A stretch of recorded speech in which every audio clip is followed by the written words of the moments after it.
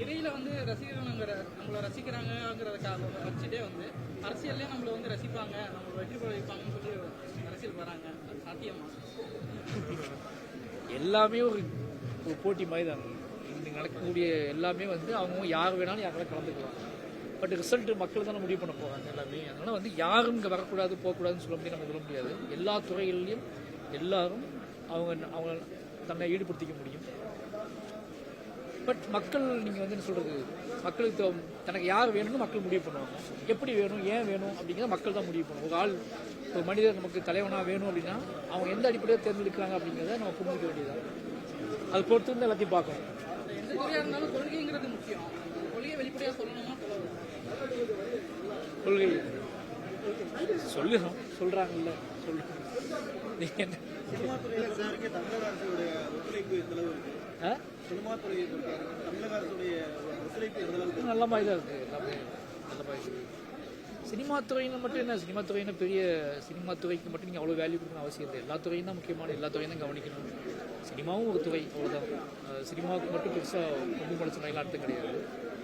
Cinema வந்து மக்கள்கிட்ட பயங்கரமாக மக்கள்கிட்ட வந்து அது நிறைய மக்களை பார்க்கக்கூடிய துறையாக இருக்குது. அப்படிங்கனால நிறைய மக்களோட கனெக்ட் பண்ணுற துறையாக இருக்கிறதுனால அது ரொம்ப கவனமாக கையாள வேண்டியது இருக்குது. அது இன்னும் சொல்லப்போனால் நம்ம இன்னும் அதிகமாக நம்ம வந்து சினிமாவுக்கு பில்டப் தான் கொடுக்குறோம். ப்ரௌடு சினிமாவுக்கு வந்து சினிமானா அப்படி இப்படி தான் யோசிக்கிறோம். அது மக்களுக்கு பயன்படக்கூடிய ஒரு முக்கியமான விஷயமா பார்க்கப்பட்டுச்சுன்னா அது நல்ல விஷயமா மாறும். ஏன்னா நிறைய மக்கள் சினிமா தான் பார்க்குறாங்க அப்படிங்கிறனால அந்த சினிமாவை நம்ம சரியாக கையாள வேண்டிய கட்டாயம் நமக்கு இருக்குது. நிறைய மக்கள் பார்க்குறாங்க அப்படிங்கிறதுக்காக நம்ம அந்த விஷயங்களை வந்து ரொம்ப வேற மாதிரி பார்க்குவோம். அது என்ன வந்தாலும் அசாத்தியமாக பார்க்குறோம். அது எப்படி காமிச்சாலும் அது அவங்க நெகட்டிவாக இருந்தாலும் சரி, பாசிட்டிவாக இருந்தாலும் சரி, அந்த ஆளுக்கு மரியாதை கொடுக்கணும். எந்த அடிப்படையில் செய்யணும், சினிமாங்கிறது ஒரு பயங்கரமான ஒரு மீடியம். என்ன மீடியம்னா ஒரு மக்கள்கிட்ட பயங்கர க்ளோஸ்லியாக இருக்கக்கூடிய ஒரு மீடியம். அதனால் அது நேர்மையாக கையாளப்பட்டால் ரொம்ப சரியாக முடியும். நீங்க அரசியலுக்கு வர வாய்ப்புகள் ஆதரவு கொடுக்குறீங்களா? நான் அரசியல் என்னோட அரசியல் அப்படிங்கிறது கலை பண்பாட்டு வழியில் நான் வந்து எனக்கு இப்போ நான் சின்ன வயசுலேருந்து அரசியலில் தான் இருக்கேன். எனக்கு தெரிஞ்சு நான் ஒரு 6-7 வயசு 8 வயசுல நான் செவத்தில் எழுத ஆரம்பிச்சிட்டேன். தலைவர் என்ன சொல்கிறது, வாழ்க வெல்கன்னு எழுத ஆரம்பிச்சிட்டேன். அரசியலேருந்து சினிமாவுக்கு வந்தவன் தான் நான் மாசிலராஜ்.